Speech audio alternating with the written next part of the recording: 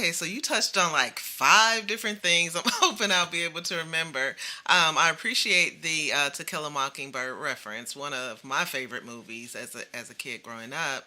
Um, a jury of our peers. So while I appreciate the historical perspective, I think you went back like way too far. I want to say last month a gentleman was exonerated for killing. So a white gentleman was exonerated for killing a black gentleman on a New York subway Hmm. line by a jury of, I guess, his peers. Unfortunately, because the makeup of the jury, I want to say, and we can fact check, but I want to say 11 Caucasians to one non Caucasian. I didn't research to see what ethnicity, I don't know that it matters.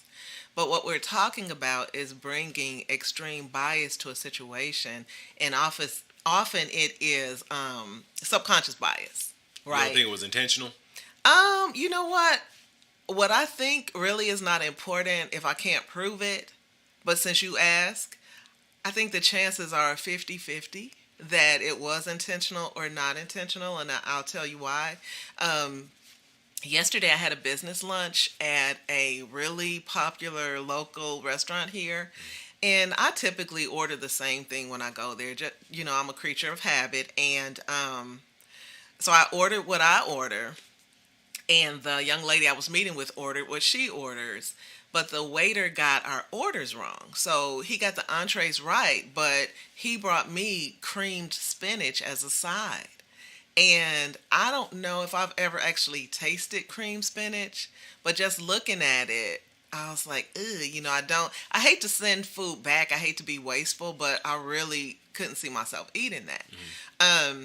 I always get the mushrooms that they send, it's in clear broth and everything. But what the gentleman said to me was, go ahead and keep the cream spinach and I'll bring you what you asked for originally. I didn't even want to keep, like, I don't want it in front of me. I'm Yeah. not comfortable with that. So I'm looking at it like, wonder what the cream is. And I asked him because I'm still considering maybe I will try this. And he's like, well, the cream is a creamy Parmesan sauce, whatever. I'm still looking at this spinach like, I don't think I can do it. I never tried the spinach. I gave it to the person I was meeting with. She ended up taking it home. Everybody wins. Everybody's happy. But when I'm when I bring up bias and I'm trying to use a light, version of bias, but the reality is I'm biased against cream spinach and I don't remember ever having tried it. Or I'm biased against cream spinach maybe because I did try it once and it was not a good experience and so I Hmm. determined I wouldn't try it again. So if we can take that example of my bias over a side dish at a restaurant and expand it out to people's biases over um, other people Yeah. that they may not really know.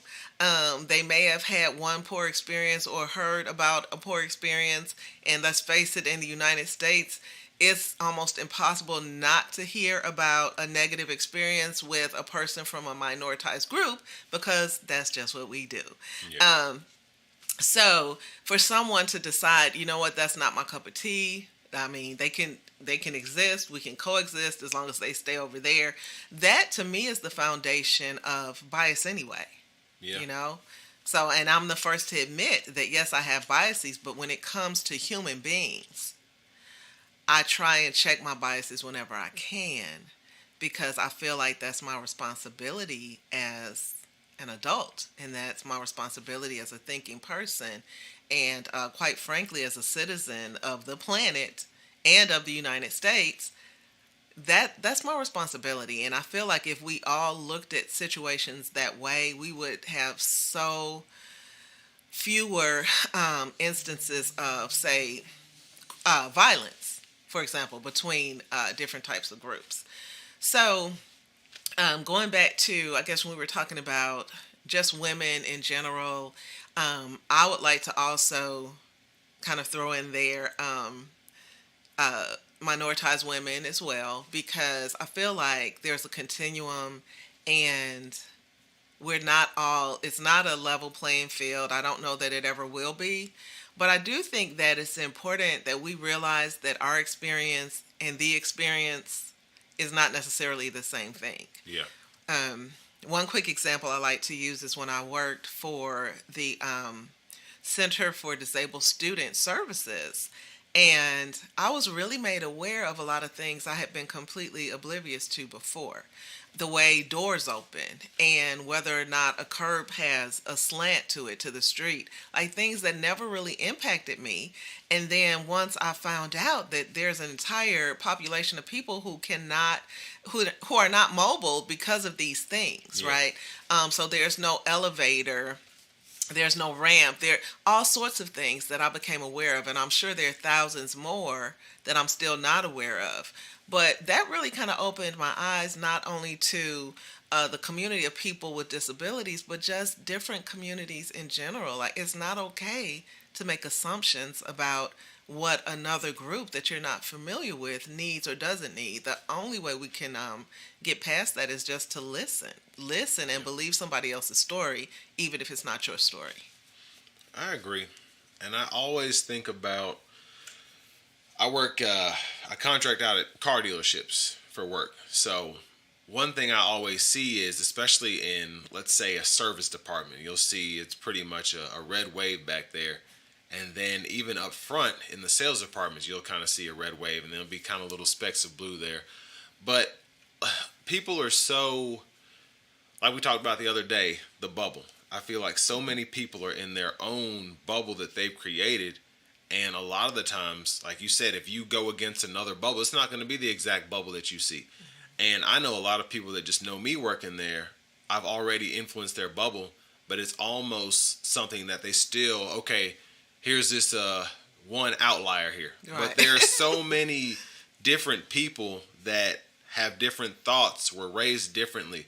So I can't just assume that all people that are Latino, they're illegal immigrants, or all people that are Latino are murderers. And I think you're seeing a lot of people in America kind of vote a certain way based on obviously their own biases, but just not knowing anything because they're all in their bubble. And you saw that with the election cycle. You see it even in states down here like Tennessee in the South, where so many people will, I think there's a vote, or it's already been passed, it's in several states, but at the end of this month, you will have to verify your ID on pornographic sites. And I read this comment somewhere, and somebody said the Republicans are trying to basically censor everything to keep people away from porn, like Project 2025 type stuff.